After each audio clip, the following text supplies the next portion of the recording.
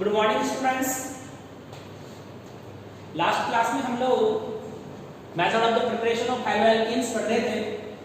ठीक है, बहुत सारे मेथड्स मैंने आपको बता दिए थे कि how to prepare the haloalkanes in the laboratory. ठीक है, now I will teach you halogenation. ठीक है, व्हाट इज द हैलोजिनेशन? देखो हैलोजिनेशन की बात करते हैं। हैलोजिनेशन कैसे कर सकते हैं? यू नो X बराबर हो सकता है chlorine, bromine and iodine. X भी कर सकता है chlorine, bromine and iodine. Okay, तो इसमें अगर आप फ्लोरीन को अटैच कर रहे हैं तो फ्लोरीनेशन, ये आपके पास फ्लोरीनेशन हो जाएगा। क्लोरीन कर रहे हो तो आप तो क्लोरीनेशन हो जाएगा। ठीक है, अगर आप ब्रोमीन को कर रहे हो तो ब्रोमिनेशन हो जाएगा। इस तरह आयोडीन को कर रहे हो तो आयोडीनेशन हो जाएगा। तो फ्लोरीनेशन, ब्रोमिनेशन, क्लोरीनेशन और ये आयोडीनेशन होते हैं। ठीक है ना, तो इनको तो आपको ज्यादा देखना नहीं है। आप सिंपल सा ये देखिएगा कि आपके पास क्या है। सपोज कीजिए ये जो होता है ना, प्रेजेंस ऑफ सनलाइट, ये प्रेजेंस ऑफ सनलाइट होता है। ये प्रेजेंस ऑफ सनलाइट होता है। प्रेजेंस ऑफ सनलाइट होता है, अर्थात सनलाइट की प्रेजेंस में ये होता है। ओके, अब देखिए सनलाइट की प्रेजेंस को हम क्या लिखते हैं? H नहीं लिखते हैं। सनलाइट की प्रेजेंस को हम क्या लिखते हैं? H नहीं लिखते हैं। ठीक है, और इसमें भी कौन सी रेज चाहिए मेरे को? UV रेज चाहिए। UV का मतलब है अल्ट्रा वायलेट रेज मेरे को चाहिए। अल्ट्रा वायलेट रेज में ये होता है। ठीक है, तो देखिए कैसे करते हैं। सपोज कीजिएगा ये मेरे पास है CH3 और ये CH3। इसका मैंने क्लोरीनेशन करवाया। इन प्रेजेंस ऑफ H2 और H2 में कौन सा आएगा? UV लाइट चाहिए मेरे को, तो इसका हैलोजिनेशन हो जाएगा। तो ये मेरे पास क्या बनेगा? CH3Cl, CH2Cl और प्लस क्या बनेगा बेटा? HCl। तो ये मेरे पास बन गया क्लोरोएथेन। ये जो मेरे पास बन गया दैट इज क्लोरोएथेन बन गया। तो ये भी एक मेथड होता है हैलोएल्केन्स बनाने का। तो इस मेथड में क्या किया जाता है बेटा?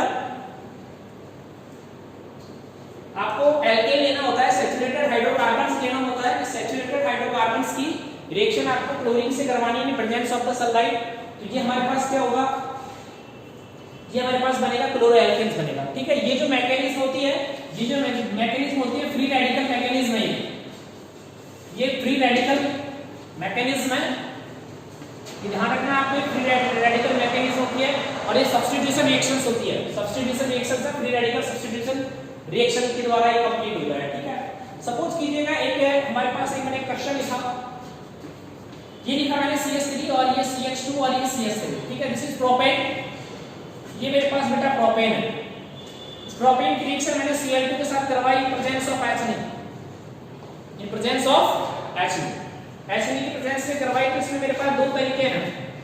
पहला तरीका मेरे पास कंपाउंड बन सकता है CH3 CH2 and Cl, CH2 and Cl plus HCl। एक तो ये कंपाउंड बन सकता है।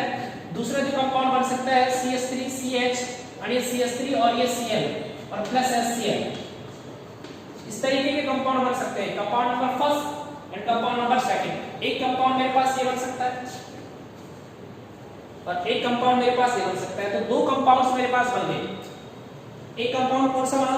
CH3 CH2 CH2Cl plus HCl और दूसरा कंपाउंड बना CH3 CH Cl और ये CH3। ठीक है, ये जो कंपाउंड बना इस कंपाउंड का नाम होगा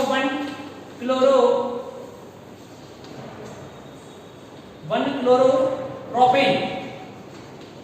ठीक है, और दिस कंपाउंड इसका नाम हो जाएगा 2-क्लोरोप्रोपेन। 2-क्लोरोप्रोपेन बन गया। ठीक है, ये मेजर कंपाउंड है, सॉरी ये माइनर कंपाउंड है और ये जो कंपाउंड है ये मेजर कंपाउंड है। ठीक है, ये बनेगा 20% और ये बनेगा 80%। ये 80% इसलिए बनेगा क्योंकि जो हाइड्रोजन का सब्स्टिट्यूशन का ऑर्डर होता है वो होता है 3 degree, 2 degree and 1 degree order होता है। Which hydrogen is the more reactive? So we can say 3 degree hydrogen is the more reactive than the 2 degree and than the 1 degree.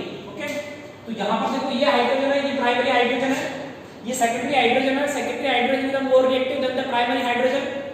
So substitution of the secondary hydrogen होगा।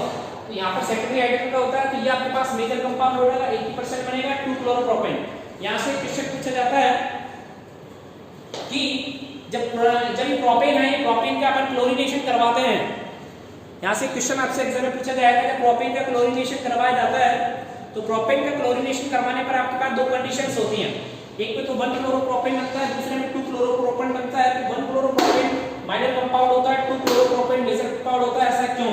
Because 3 degree hydrogen more reactive than the 2 degree and 2 degree hydrogen more reactive than the 3 degree. ठीक है, ये आपका hydrogenation वाला topic होगा। Okay,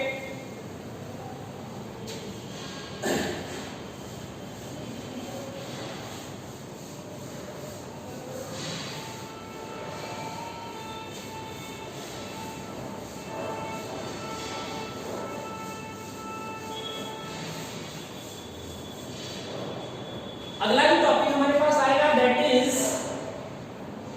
with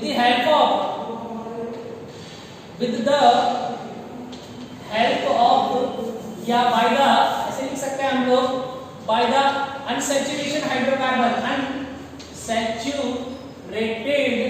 hydrocarbon लिख सकते हैं। बाय द अनसैचुरेटेड हाइड्रोकार्बन के अनसैचुरेटेड हाइड्रोकार्बन के द्वारा कैसे बनाया जाता है। ठीक है, तो देखिए अनसैचुरेटेड हाइड्रोकार्बन्स के द्वारा कैसे बना सकते हैं। ये मेरे पास अनसैचुरेटेड हाइड्रोकार्बन्स है, ठीक है। इस अनसैचुरेटेड हाइड्रोकार्बन की रिएक्शन मैंने किसके साथ करवाई, HX के साथ करवाई। HX का मतलब होता है हाइड्रोजन हैलाइड। HX को कहा जाता है बेटा हाइड्रोजन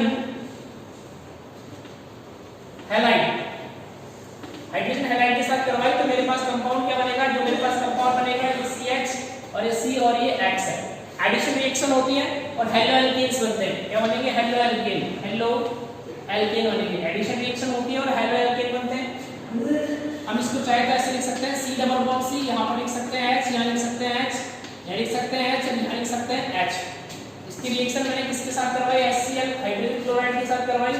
ये क्या हो जाएगा H, ये C और ये H और ये मेरे पास एक H यहाँ कनेक्ट हो जाएगा, ये सिंगल बॉन्ड, ये H और ये Cl, ये बनेगा। इस तरह की जो रिएक्शंस होती हैं उनके द्वारा भी हेलो एल्केन्स को बना सकते हैं। ठीक है, हेलो एल्केन बनाने का एक और मेथड मेरे पास है। वो मेथड है कि जब हम क्या करेंगे, जो अनसैचुरेटेड हाइड्रोकार्बन्स हैं उन अनसैचुरेटेड हाइड्रोकार्बन्स की रिएक्शंस को जब हम हाइड्रोजन हैलाइड के साथ करवाते हैं, अनसैचुरेटेड हाइड्रोकार्बन्स है, इन अनसैचुरेटेड हाइड्रोकार्बन की रिएक्शन अगर हम हाइड्रोजन हैलाइड के साथ करवाते हैं तो हेलो एल्केन्स बनते हैं। ये भी हमारे पास एक इंपॉर्टेंट रिएक्शन, आप इसको भी यूज कर सकते हैं। ठीक है, अब बेटा ये जो रिएक्शंस मैं आपको पढ़ा रहा हूं इनमें हमारे पास एक टॉपिक आता है that is Markovnikov rule. What is the Markovnikov rule? इधर देखिए, दो रूल्स मैं आपको बनाऊंगा, एक क्वेश्चन बताऊंगा that is the Markovnikov rule and second is the anti Markovnikov rule. ठीक है,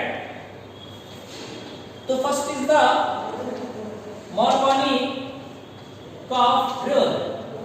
मार्कोनिकॉफ रूल इसे लिखते हैं MKR Markovnikov rule and second is the anti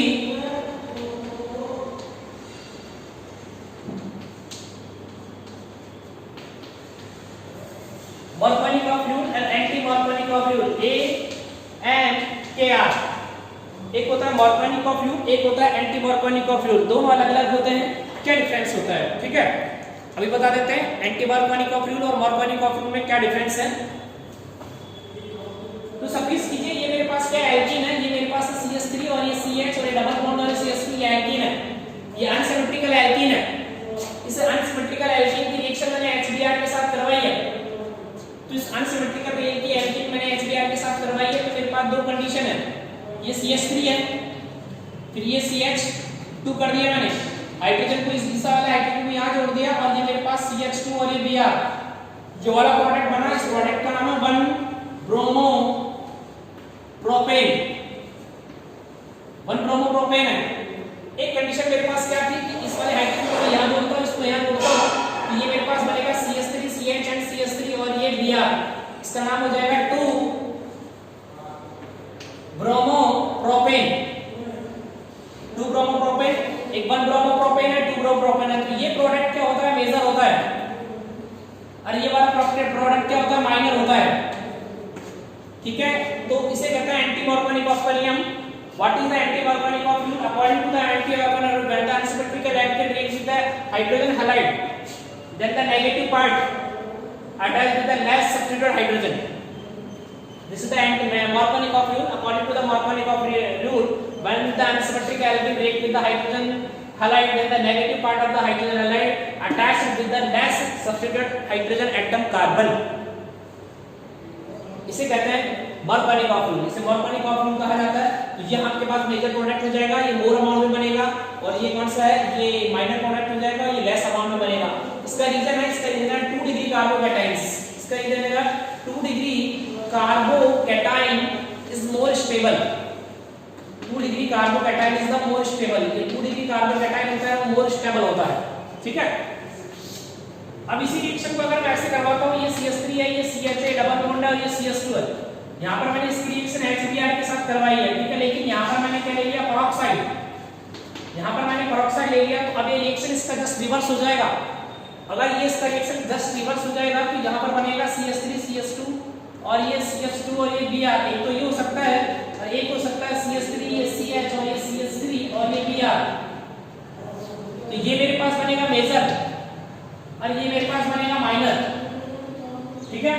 ये मेरे पास बनेगा 80% और ये मेरे पास बनेगा 20%। बताओ इसका जस्ट रिवर्स है नहीं है, इसलिए इसे कहा जाता है एंटी मार्कोनिकॉफ का रूल, ठीक है। इसे एंटी मार्कोनिकॉफ रूल भी कहा जाता है। तो what is the anti Markovnikov rule?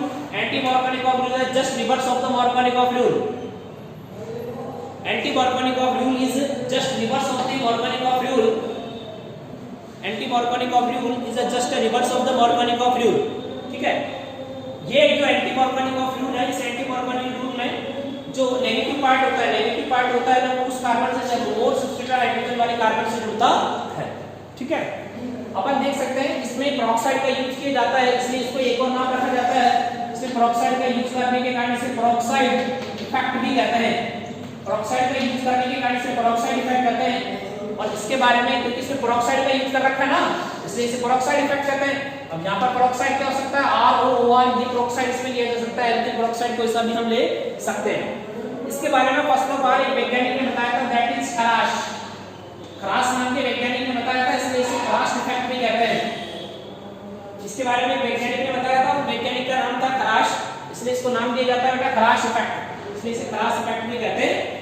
तो ये हमारे पास एक टेक्निक आ गई हेलोएल्केन बनाने की, क्योंकि यहाँ पे फॉर्मेशन ऑफ हेलोएल्केन हो रहा है, यहाँ पे फॉर्मेशन ऑफ हेलोएल्केन हो रहा है। जो रिएक्शन, ये जो रिएक्शन है ये फ्री रेडिकल मैकेनिज्म से होता है, ठीक है। ये रिएक्शन फ्री रेडिकल मैकेनिज्म से होता है।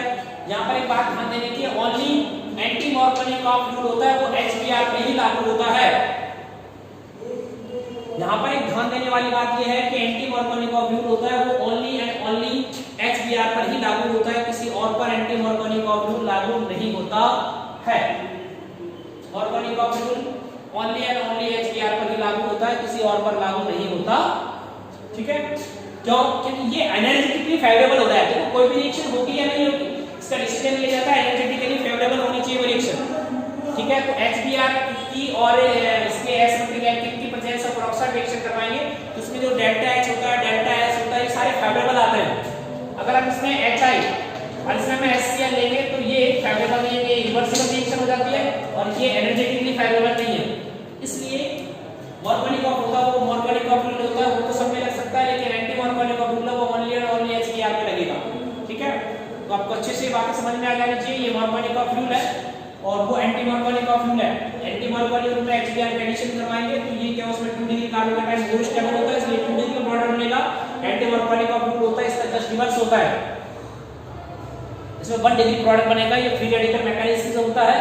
इसमें पेरोक्साइड का यूज किए जाने के कारण इसको पेरोक्साइड इफेक्ट भी कहते हैं। और इसके बारे में सबसे पहले किस साइंटिस्ट ने बताया था, खराश नामक साइंटिस्ट ने बताया था, इसलिए इसे खराश इफेक्ट भी कहा जाता है। एंटी मार्कोनिकॉफ को ओनली और ओनली HBr के लिए अप्लाई कर सकते हैं, क्यों? क्योंकि एनर्जेटिकली फेवरेबल होता है, ये रिवर्सिबल रिएक्शन होती है, इसलिए इसमें फेवरेबल नहीं होता, इसमें एनर्जेटिकली अनफेवरेबल होता है, ठीक है। तो ये सारी चीजें आपको अच्छे से समझ में आनी चाहिए। ये आपके पास जो टॉपिक मैंने आपको बता दिया वो टॉपिक मेरे पास क्लियर हो गया। टॉपिक हुआ वो हुआ प्रिपरेशन ऑफ द हेलोएल्केन्स, कि कौन-कौन से मेथड है जिनसे हेलोएल्केन को बना सकते हैं इन लैबोरेटरी। तो लैबोरेटरी और इंडस्ट्रियल दोनों ही मेथड हमने देख लिए haloalkane, how to prepare the haloalkane in laboratory and industry, ठीक है। और नेक्स्ट क्लास जो हमारी होगी उसमें हम physical characters of the haloalkanes के बारे में स्टडी करेंगे कि what is the physical characters of the haloalkanes, ठीक है। थैंक यू, बेस्ट, और आगे की क्लास में देखेंगे जो भी होता है।